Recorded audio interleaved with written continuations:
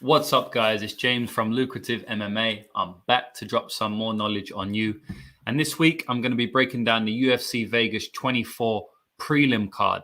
So if you don't know, if you haven't followed me for too long, every single week I come on my YouTube channel and I break down either the prelim or the main card of the upcoming UFC or Bellator cards.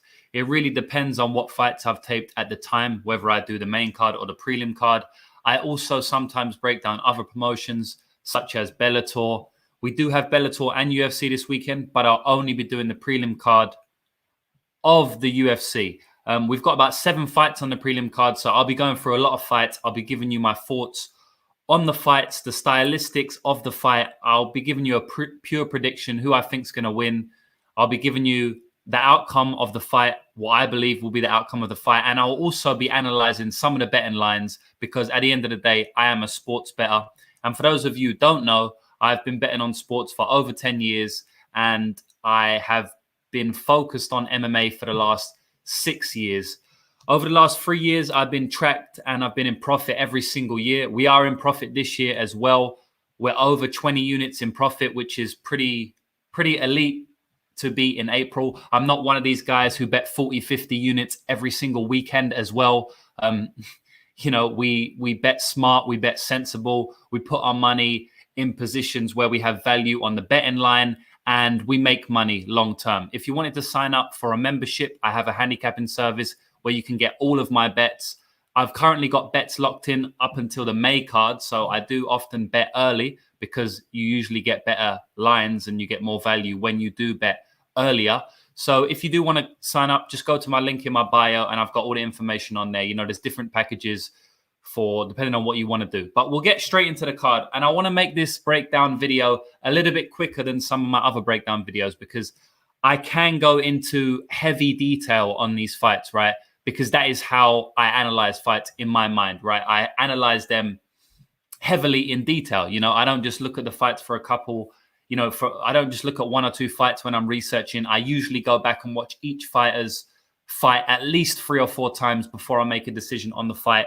Obviously, it all does depend, but what that means is that I have a huge wealth of knowledge about these fights, and it often shows on my breakdowns, But this one, I've got some work to do today. I still got some more videos I want to put out for members on my site, and I still want to get some bets out, and I haven't done all the research for the upcoming Bellator cards and the other cards we have.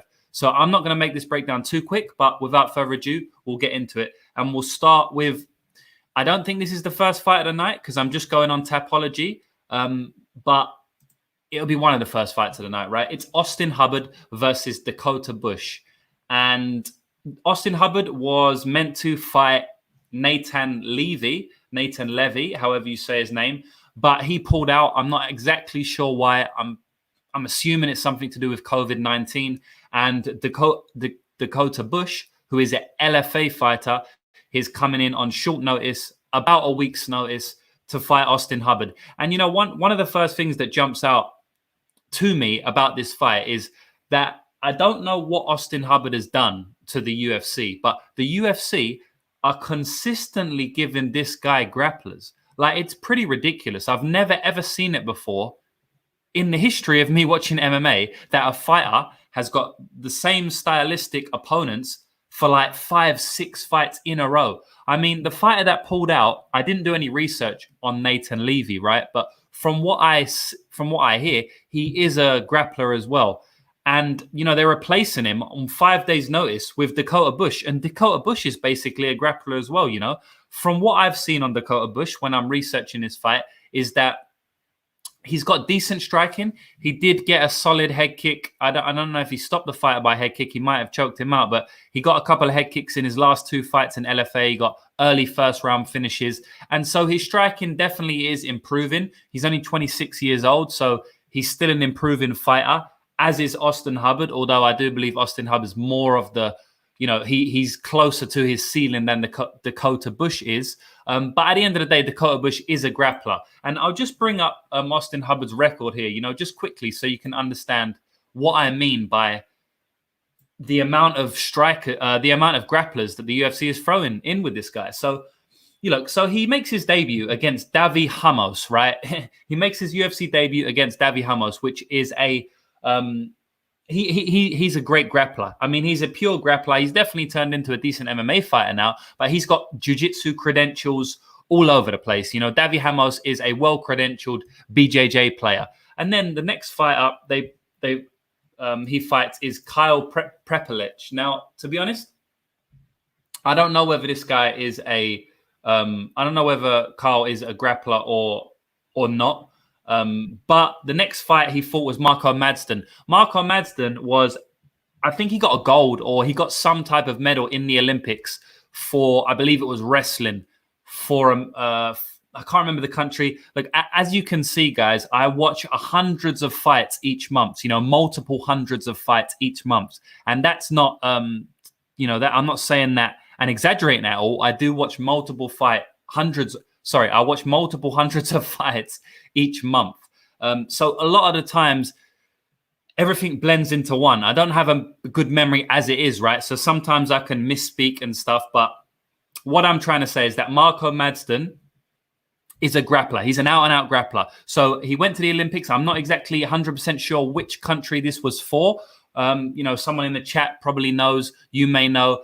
But he's an out-and-out grappler, right? I think it was either for wrestling or judo. It was, I believe it might have been judo. It was for one of these grappling sports, right? He's an out-and-out grappler. And, you know, the UFC put him in against Austin Hubbard. And now, then the UFC matched Austin Hubbard up with Joe Solecki, right? In a fight which was cancelled. The reason it was cancelled was because Solecki withdrew, right? I think Solecki had an injury. Joe Solecki, I call him Joe Gracie. You know, he's one of my favorite fighters. The reason I call him Joe Gracie is because he's an absolute wizard on the ground. So again, the UFC, for the third time, possibly the fourth time, put Austin Hubbard in with a grappler. Okay, Joe pulled out, and guess who they get? They get Max Roshkov, who was a wrestling standout. You know, so they've put him in with another grappler. Then they matched him up with Solecki again after he beats Max Roshkov. He beats the hype train there. They match him up with Joe Solecki, the grappler again. He loses by rear naked choke in round one. And then they match him up with another grappler, Nathan Levy. Nathan Levy pulls out. And they're matching him up with another grappler in Dakota Bush. God damn, like I took a long time to say that, but it's absolutely madness. Like I really don't know why they're doing it. I mean, it's obviously, you know, it's not a coincidence. When it's happened 6 or 7 times in a row, it's not a coincidence. Anyway, how that breaks down in this fight is that at least Austin Hubbard has got a lot of practice, right? And a lot of training camps and a lot of actual fight time going against grapplers, which is obviously good because if he keeps on going against grapplers, he's just going to learn more and more, and he's going to get better and better at facing grapplers. So it's not a great, you know, it's not great news for Dakota Bush because he's going to want to get Austin Hubbard to the ground. But, you know, Austin Hubbard's last 5 or 6 opponents have wanted to get him to the ground. And to be honest, in a couple of them fights, he's done pretty well getting back to his feet. And, you know, I will say Austin Hubbard is pretty good at defending the takedown, and he isn't like super easily controlled on the ground either. You know, he gave that Ramos fight, that was kind of a blowout. He did lose that fight, but the Marco Madsden fight, he came back in round 3. Mark kind of got tired because he just couldn't put Hubbard away because Hubbard is an absolute dog. Even though he got taken down a lot of times, he still kept getting up to his feet. He hit Madsden with that knee in the 3rd round, and, you know, he looked like he may win that fight. Obviously against Joe Solecki, Joe just jumped on his back, so that fight ended quickly. But when Austin Hubbard fought Max Roshkov, another wrestler, he was able to defend the takedowns. He got taken down. He didn't get submitted, got back up, was able to defend the takedowns and piece him up on the feet. And Max ended up quitting in that fight, you know, no mass. And he got a stoppage win there. So Austin Hubbard's definitely well-versed against grapplers. And to me, it's hard to break this fight down only because I haven't seen a hell of a lot from Dakota Bush. He's had some decision fights on his record, but I couldn't actually locate them online. So the only ones I could find were fights that he's won in round 1. And the thing about that is I can't be coming to too many conclusions with a fighter who I've only seen fight in round 1. You know, like what happens if he gets past that round 1? And to be honest, when he did go to decision with Jaleel Willis, who was the fighter I wanted to watch him fight, you know, he lost that decision. Now, Jaleel Willis is a decent fighter, but I didn't get to see Bush's cardio after the 1st round. So I will say that Bush is definitely dangerous, at least in that first round. He's got decent head kicks, as I said earlier, and he's got pretty good wrestling, and he is slick on the ground. I'm going to lean with Austin Hubbard here. Obviously, there's a multitude of reasons I'm going to say that. One is just because I don't know too much about Bush. I do know a lot more about Austin Hubbard, and I know that Austin Hubbard can weather storms from grapplers, not get submitted, and come back to defeat them. And that's going to be what he's going to have to do, in my opinion, in this fight against Dakota Bush. Dakota Bush is probably going to come out pretty aggressive like he usually does. Heck, he may even come out more aggressive because he possibly hadn't been training too much for this fight. As I said, it's short notice for him. So Dakota Bush definitely could come out and try and put it on Austin Hubbard. But Austin Hubbard is one of these guys who won't be overwhelmed. As I said, he did get submitted by Joe Solecki in round 1 in his last fight, but he didn't get overwhelmed by Solecki. He basically just got his back taken, and Solecki is an amazing grappler, and he was able to wrap up the neck. So I feel like Austin Hubbard will probably be able to defend the takedowns. Look, he might get taken. I think he probably will get taken down at least once or twice in the first round, but I trust his submission defense enough that he doesn't get submitted by Dakota Bush, and then he's able to weather the storm and put it on Dakota Bush, kind of similar to his fight against Roshkov, and possibly take Bush out or at least win a 29-28 unanimous decision. But as I said, I'm not going to be rushing to bet this fight. I don't really know if there's any value because I just can't tell you too much about Dakota Bush. So I can't give you a hugely confident breakdown if I don't know too much about the guy. So, I'm going to go with Austin Hubbard. My final prediction, Austin Hubbard to get the win. But I'm going to need to see more on Bush, to either fade him or to bet against him. I will say that Bush has a bad squeeze, though. I mean, and when I say bad, I mean good. He's got a very strong squeeze. I've seen him put opponents out with that rear naked choke instantly. He gets the rear naked choke for 2 or 3 seconds, and he gets the choke. So he's definitely got a strong squeeze, And we did just see Joe Solecki tap Austin Hubbard out real quick. So you never know. Right, the next fight we have is Jessica Penney versus Lupita Goldiness. Now, Lupita Goldiness is like a -300 favorite, which you don't see often in women's MMA when they're making a UFC debut, which Goldiness is doing. So Goldiness is making a UFC debut, but she looks a solid prospect, man. And to be honest, if you have a look here, the stats are, there's a lot of disparity in the stats. So already, if we just look at the age, we can see that Lupita Goldiness is 11 years younger than Jessica Penney, right? So that's an 11-year age difference, which is pretty huge. And usually, a lot of the times, it's pretty significant. Now, I will say that in women's MMA, I don't think it's as significant. And if you guys don't know, when I say it's significant, what I mean is that the younger fighter usually wins, okay? Obviously, it's a case-by-case basis. But if you just go on a whole, the younger fighter usually wins in MMA fights. I don't think it's as much in women's MMA, and that was confirmed on Twitter by, one of these, I can't remember exactly his name. It's like MMA AI. I think he's got a bot that does predictions, and he did say that in women's MMA, the age disparity isn't as meaningful as the men's.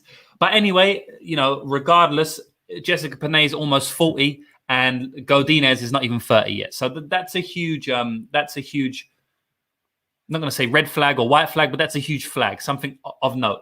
And if we move on to the height, you can see that Jessica Penney now has an advantage as opposed to Goldiness on the age, because she has a 3-inch height advantage and a 5-inch reach advantage. So again, if you just check the book Fightnomics, or you go to betmma.tips, and you can actually see that if a fighter has height advantage and a reach advantage, then more often than not, they win, right? So it's beneficial. If a fighter only has a reach advantage and no height advantage, if a fighter only has a height advantage and no reach advantage, it's not actually beneficial. Technically on the stats over long-term betting, it's not beneficial. Case by case, it can be beneficial. Over the long term, it's not. She's got both here. So her reach should be to her advantage. The thing about that, though, is that in this matchup, she's just not the skillful striker. The skillful striker in this matchup is Lupita Goldiness. So I feel like Goldiness is probably going to be able to negate that reach disadvantage she has just because her technique with the boxing is a lot cleaner. And that's what she is. Stylistically, she's a boxer. She does throw some kicks, but really what she wants to do is put them hands on you, hit you with straight shots. She's got good hooks. She's got a good 1-2. She's got a good jab. She'll double jab as well. She's got a very wide range of boxing techniques. On the other hand, Jessica Penney, look, she's only won one fight in her last 5, but she has got the UFC experience here. As I said, Goldiness is coming in on a UFC debut. Penney's got decent striking.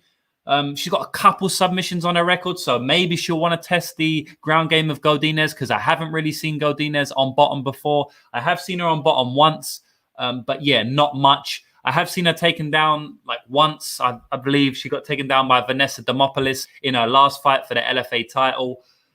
That was late on in the fight there. So, I mean, you know, I think that was in like the 5th round or something, whereas this is obviously only a 3-round fight. So maybe some fatigue was setting in there. You know, fighters could obviously get taken down a lot easier in the later rounds than they can in the earlier rounds. They're much stronger in the earlier rounds, so they're able to defend takedowns and just defend in general and strike in general a lot more. So, yeah, look, I think Penney's definitely going to want to take the fight to the ground here. But I don't know if she's going to be able to do that consistently. I think she's probably the weaker girl here. I think Goldiness she looks like a bit of a bull. You know, she's shorter, as we've already touched on. So a lot of the time, the shorter fighters, because they weigh the same, the shorter fighters are more stockier. They have more muscle mass. Otherwise, they wouldn't weigh the same, right? So like if you've got a fighter who's got a 5-inch height advantage and they weigh the same, which they have to fight each other, it's a weight class. If the fighter with a height advantage weighs the same as the shorter fighter, then something has to be making up that weight, right? And obviously, what that is either fat, muscle mass, or bone density, right? So usually the shorter fighter is the stronger fighter. Not all the time, of course, case by case, but usually. And I think that's probably the case here. Penney's probably got the better technique in the wrestling and the jiu-jitsu submission grappling, but just in terms of strength, I would say that Goldiness is stronger, and she does look stronger as well just by looking at her. And she does look pretty decently strong in the clinch. So I'm not going to bank on Penney to get takedowns here. And even if she does, we can't assume that she's going to be able to submit Goldiness. But I think that is probably her path to victory. On the other hand, we can assume that if the fight stays on the feet, Goldiness is going to absolutely box the fuck out of Jessica Penney, right? We can assume that from what we've seen on tape, yeah? And we have to go with what we've seen on tape. So, look, I'm going to go with Lupita Goldiness to get the win here. Look, she's minus 300 for a reason, but I don't like laying juice on any MMA, not just women's MMA. There's a bad stigma about women's MMA, but, you know, I read something the other day. I don't know who said this on Twitter, but shout out whoever you was. People were slagging off women's MMA and they're saying armbar from guard happens in women's MMA a lot, you know, more often than men's MMA. But someone said, yeah, but for every woman that gets armbarred from guard, yeah, a male gets flash KO'd, which you don't see in men's MMA. And I actually agree with that. I don't really think there's much difference from low-level women's MMA and men's MMA, to be honest, man. I really think that both what would you call them? Fight divisions, you know, both genders divisions, that there's as much randomness in both. You know, maybe it's a little bit more of women's MMA, but I just don't buy that narrative. But if it is low-level MMA, then there's going to be randomness involved, whether it's men's or women's, right? Went off on a bit of a tangent there, but what I was trying to say was that I don't like laying minus 300s on their UFC debut, right? Unless I see them completely dominate on the regional scene and they're coming up against someone who's almost useless, right?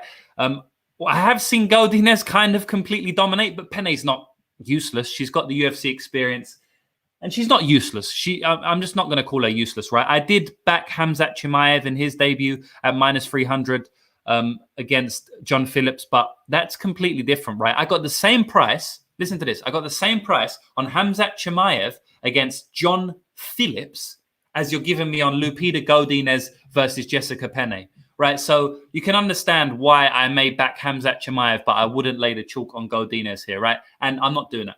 So yeah, I'm not going to lay the chalk. I think a sneaky play may be Goldiness inside the distance. As I said, she hits very hard. I've seen her hurt opponents. She hurt Demopoulos badly towards the end of that second round. And throughout the first and second rounds, she was tagging her with ease, hurting her with ease. We have seen Penney stop before. That was by Andrade and Jędrzejczyk, two of the greatest female fighters of all time. So, you know, it's hard to say that she's going to get stopped by someone on Goldinez's level who's not at the level of them fighters here. But I'm just saying, because of the odds, it's like plus 300 or something. I don't completely hate it. She's probably going to get a decision. She is a decision fighter. She's gone to decision in the last 3 or 4 fights. And Penney, you know, she should have enough in her to at least stay alive for the 3 rounds. So, you know, I'm going to predict Goldinez by decision. But as I said, if you want to play anything, maybe play her by KO. Or if you want to take a shot on Jessica by sub. But it's one of them ones where it's kind of a shot in the dark, in my opinion. I have seen Goldinez put in an armbar. She got out pretty easily. So it's a complete shot in the dark if you're doing that, in my opinion. But, you know, UFC level, maybe you want to look at some props to get some value on this fight. Because as I said, money line, I don't think there's much value on it. So go on to the next fight. We'll just catch up with the chat quickly. I see Anaconda's in here. Shout out to you, Anaconda. He's saying, I want to fade Dakota strictly for the nickname Hairy Bush. Is it Hairy Bush? I thought it was Hairy. God, yeah. I mean, that might not be a bad long-term angle, fading them weird nicknames. Anaconda's also saying it was Locke who pointed out the women's stat. Shout out to Locke, MMA Lock of the Night. Completely agree with that, you know. People talk about armbars from guard. People don't talk about flash KOs, you know. So, yeah, and they don't happen in women's MMA. All right, the next fight we have, and as I say, I don't know if this is in order. Actually, I'm pretty sure, I'm almost certain it's not in order. But anyway, we've got Zara Fern versus Josie Nunes. This fight is a bit of a shit show, man. Like low-level women's MMA, this is it. I know we've got a 7-1 fighter in Josie Nunes here, but she's not a great fighter, guys. She's not a great fighter at all. So, look, man, I'm not going to spend too long on this fight. Zara Fern obviously has been fighting up at 145 pounds. She's dropping down to 135 pounds for this fight. She did fight Felicia Spencer, who recently fought for the title at 145. Before that, she fought Megan Anderson, who also just fought for the title, 145 pounds. So if you want to talk about step down in competition, this is a huge step down in competition. This is an infinite step down in competition, and we have Zara's nickname Infinite, so it's kind of a little bit poetic there. I mean, not really, but I'm probably just forcing the poetic there. But anyway, what I'm saying is this is a huge step down in competition for Zara Fern, but I don't think Zara Fern is very good. So even though she's stepping down in competition, I don't think she's stepping down below her. I think she's stepping down to her level of competition, in my opinion. I think both of these girls are very similar in the levels they are at the moment, in the ceilings they have. Obviously, Nunes is quite a bit younger. She's actually 7 years younger, so that is a little bit significant. I think Zara Fern is going to be, you know, she's fought at 145 pounds, so maybe she'll be a bit bigger. I think she's definitely taller. I don't have any stats for Nunes' height and reach here, but I'm pretty sure Fern's going to be a little bit taller. But Nunes is an absolute bull. So what Fern likes to do is stay on the outside and pick her opponents apart from range. She has nice straight striking, I should say. I don't think her striking is anything special, but her straightness of her strikes are very good. You know, she's very well trained. You can see she throws straights, jabs, straights right down the pipe. She won't really throw too many looping shots, hooks, uppercuts, overhands. She mainly sticks to the jabs, the 1-2 crosses, the step back cross. She'll throw a couple of kicks in there, some leg kicks, but she's not very high level. On the other hand, Josie Nunes is completely the opposite. So she will come in and throw huge looping hands over the top, try and knock you out. And she's got quite a few knockouts on her record, man. It's funny though, because when you watch her fights, they're very sloppy, and she looks like that.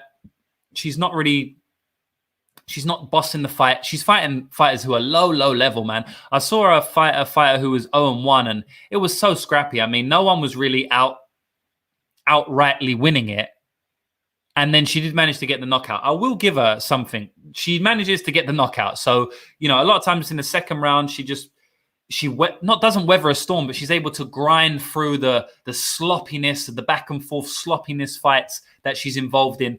And then she kind of just, the war of attrition, she wins it because she's a bull who doesn't stop, and she ends up getting TKO KOs. And she has done that in a lot of her fights. And to be honest, I think that's live in this fight, man. I feel like Nunes is probably going to get picked apart a little bit. She'll probably get jabbed by Zara Fern. Fern's going to have some success. But as this fight goes on, I feel like Nunes is going to get closer and closer to Fern's chin. And Nunes has definitely the power advantage, in my opinion.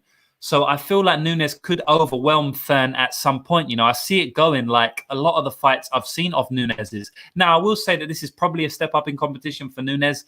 And that's saying something when she's fighting the 6-4 Zara Fern, right? But, you know, as I say, 2 of them losses, you kind of got to give her the benefit of the doubt. So, look, I'm not going to spend too long on this. I could see anything happening. It's a bit of a shit show of a fight. Fern's got decent power as well. She probably could hit Nunes on the button, but I just feel like Nunes's tenacious attitude and her bull-like pressure is probably going to end up breaking Zara Fern at some point.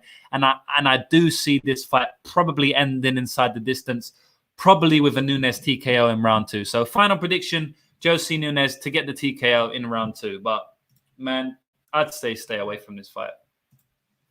Right, the next fight we have is Tony Gravely versus Anthony Burchick. And I think this is the first fight on the card. So this fight is pretty rudimentary. I think Tony Gravely has got Burchick covered everywhere, to be honest. Gravely has fought at a much higher level than Burchick. You know, Burchick has fought some decent names, but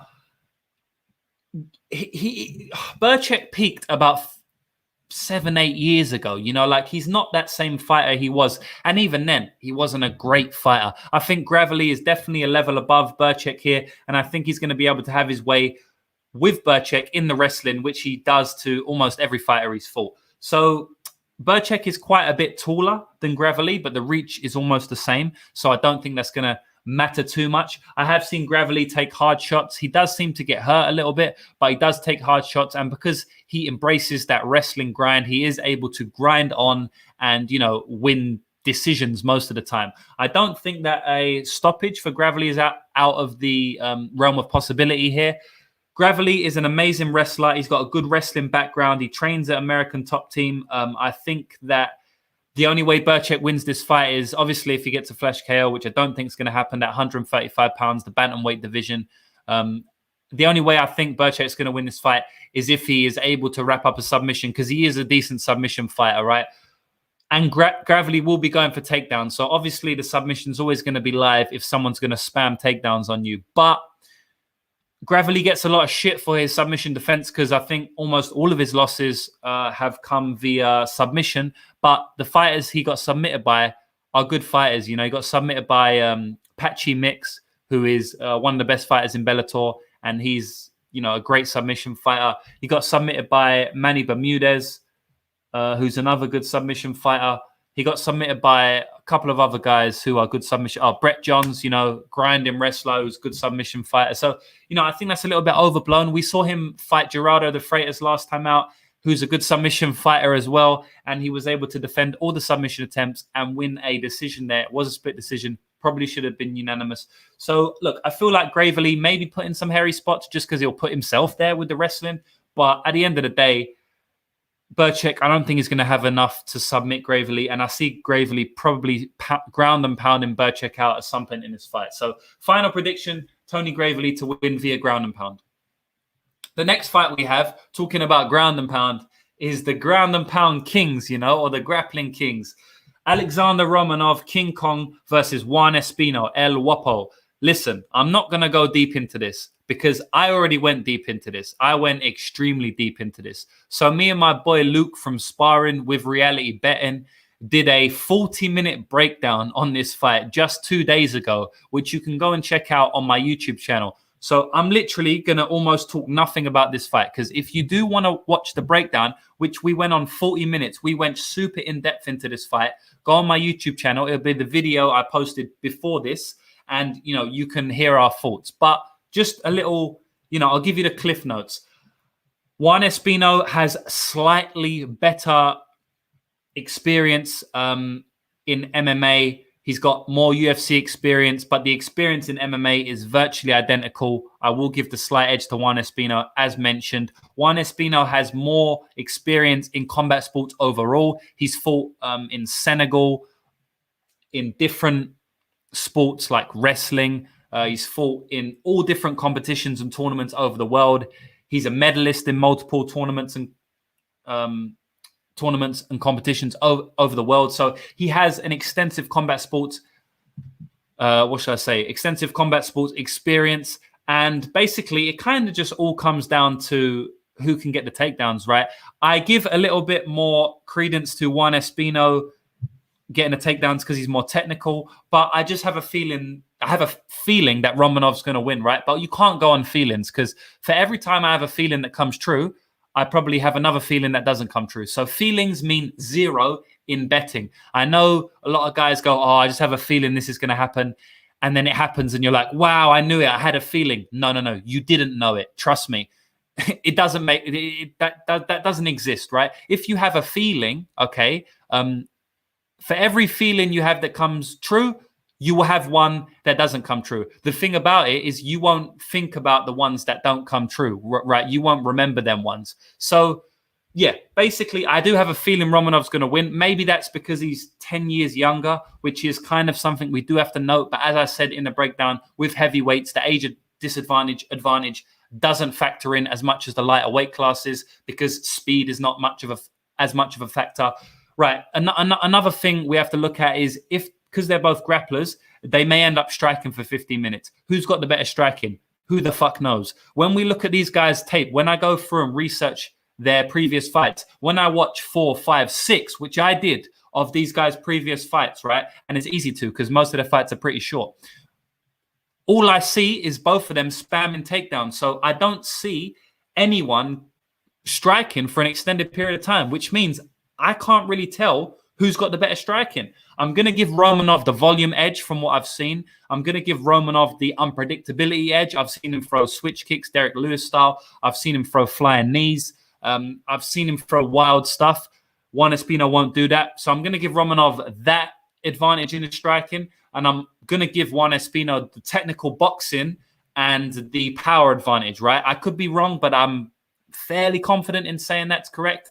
Not 100% confident with the power advantage because I haven't really seen Romanov or Espino on the feet too much. But yeah, that's how I break it down. I'm going to go with Juan Espino to get the job done. Not confident whatsoever. There's not much more to say about that. If you want to go and watch the 40-minute breakdown, please do. We go into depth, and obviously Luke gives another perspective, and we go back and forth. That's a very good video. It's almost at 500 views. We only put it out 24 hours ago, so definitely go and watch that if you want a more in-depth breakdown. But yeah, I'm gonna go with Juan Espino to get the win. But yeah, I'm not confident, guys. Right, the next fight, Tracy Cortez versus Justine Kish. This is a decent fight. I'm keen to see how Tracy Cortez fights against Justine Kish, because I do think Justine Kish is probably the best fighter she's fought at the time she's fighting her. She fought Erin Blanchfield, right, who's a good prospect. But Erin Blanchfield was 19 at the time, right? Who else has she fought? Maria Agapova. Maria Agapova, we've seen her kind of exposed recently with gassing out against Shayna Dobson. She was kind of exposed in her fight with Tracy Cortez as well. She can't really stuff a takedown. So I do believe Justine Kish is probably the best fighter that Tracy Cortez is fighting, especially because Justine Kish has got the UFC experience, which goes a long way. And in women's MMA, it may even go more of a long way. I'm not sure about that, but it definitely goes a long way in MMA in general anyway. So look, I feel like Tracy Cortez, Tracy Cortez is going to do what she always does. She's going to go for the takedowns, I will say one thing about Justine Kish is that, look, she definitely can get taken down, but she definitely can't get easily controlled on the mat. She will give you a tough time if you take her down. And Tracy Cortez is in for a grueling fight here. I feel like Tracy Cortez, you have to favor her just because of the youthness, just because of the activity-ness, just because of the glaring advantage in the wrestling. And on the feet, it's probably a little bit, it's kind of close. I don't think Tracy Cortez is awful on the feet, and she's obviously always getting better. At 27 years old, she'll be improving fight to fight. So as I said, I think you got a side with Tracy Cortez, But I don't think Justine Kish is going to make it easy for her. And the UFC experience, it may even be enough to win Kish the fight. I'm not going to be laying minus 250 on Cortez, but I do think Cortez should get the win here. I feel like the grappling is going to be enough to secure takedowns, which is going to be enough to secure rounds. So, you know, judges are not awarding grappling as much as they used to. But as I said, I don't think that it's a blowout on the feet. So even if Kish does get to her feet, which I expect her to, she's not going to just completely blow Cortez out the water. And Cortez will embrace that wrestling grind, man. So even if Kish does get up to the feet, Cortez will consistently, you know, go to that grappling. She will just consistently shoot takedowns. So this is a decent fight here. I'm excited to see Cortez fight someone like Kish, because if she can make it easy, which I don't think she will, although I think she will win, if she can make it easy, that will really impress me, because it's hard to look good against Justine Kish. Yeah, I wouldn't be laying the chalk at this price. She's coming up to like minus 250 at the moment. It's a bit much for me, but I do think she will win. And if you want to play anything, probably play a decision line minus 120. That's not a bad bet. I am looking at it myself. We'll see how the rest of the card plays out. I'm not exactly sure if I want to pull the trigger. We'll see if Kish gets any money coming in on her, which will push that decision line on Cortez into plus money. But yeah, I'm going to go with I'm going to go with Tracy Cortez to get the win via decision here. Next fight, and the last fight I'm going to be breaking down on the prelim card, is Gerald Maysha versus Bartos Fabinsky. Another fight that's pretty easy to break down, in my opinion. So Bartos Fabinsky, all of his fights are easy to break down on his side anyway, because what does he do? Every single fight, he comes in and spams takedowns. On UFC stats, he's got, I think it was like 6 or 7 takedowns attempted per 15 minutes, which is a very, very high takedown average. You know, I haven't really seen that from many other people in the whole of the UFC. So, you know, every fight he comes in and just consistently goes for takedowns for 15 minutes. He's an absolute nightmare to fight, because he'll never leave you alone. He'll always be diving at your legs. He's not a nice guy to fight. You know, like, no one's a nice guy, but this guy just consistently going to be in your face going for the takedowns. Now, what that means, though, is that he's going to be consistently in the grappling realm. And for Gerald Maysha, that's good, because Gerald Maysha is a submission specialist. I mean, if we just take a look at his record, and I will bring it up now, most of his wins have come by submission in the UFC, which is pretty crazy. You know, he doesn't win any other way, really. Doesn't win by decision. He doesn't win by TKO. He wins by submission. So if I'm just going to talk about his wins now, right? He beat Darren Wynn via submission, round 3. He beat Trevin Giles via submission in round 3. He beat Oscar Bichota via submission in round 2. He beat Eric Spicely by body kick in round 2. He beat Ryan James by submission, round 1. He beat Joe Gigliotti by submission in round 1. He's got over 20 submission wins on his record. This guy is a submission specialist. If he's going to get consistently taken down, which he is, because even though he's a submission specialist, he's not a takedown defense specialist. His takedown defense is nothing special, not very good. So I am almost certain that Bartos Fabinsky will be able to take Maysha down, and will take him down. He's going to put himself in the danger of Gerald Maysha's guillotine, anaconda, guard, armbar, Kimura, anything. He's going to consistently put himself in the realm that Gerald Maysha wants to be. Just because he does that, it doesn't mean he is going to get submitted. Obviously, he's a wrestler, and he has been for all his life. So he consistently will train submission defense, because he knows what I'm telling you, which is he's always going to be in that grappling realm, which means he's always liable to get subbed. It's not me that knows this, and the only person in the world. He knows this, which means he's always working on his submission defense. So I'm not saying it's instantly a Gerald Maysha submission win just because he's going to have opportunities for it, you know. But I will say that that's probably what I'm leaning to. I'm probably leaning to a Gerald Maysha submission win. Now, I don't like playing Gerald Maysha ever, because the way he fights, it's not conducive to a decision win. And if you're betting on a fighter, you want to be able to trust that they can win minutes, and you want to be able to trust that they can win a decision, because if they don't get the submission or knockout, then what's going to happen? You know, they're probably going to lose. And that's exactly the same with Maysha. If Maysha doesn't get the decision, doesn't get a submission win, he's probably not going to win the fight. So they're not great fighters to bet on, right? So if you want to go value hunting, maybe you try and hunt a prop, Maysha by submission. Or if you're more on the Fabinsky side, Fabinsky's almost certainly not going to stop Gerald Maysha, so he'll probably be able to decision him, and he is a decision fighter. Look, it's totally possible Bartos Fabinsky comes out here, takes Maysha down at will, which he will do, and it's totally possible that he's able to grind him out for 15 minutes, stay out of the way of submissions, and win a decision, like he's done to many fighters. Darren Stewart recently, he's won a decision against multiple fighters, so it's definitely possible that could happen.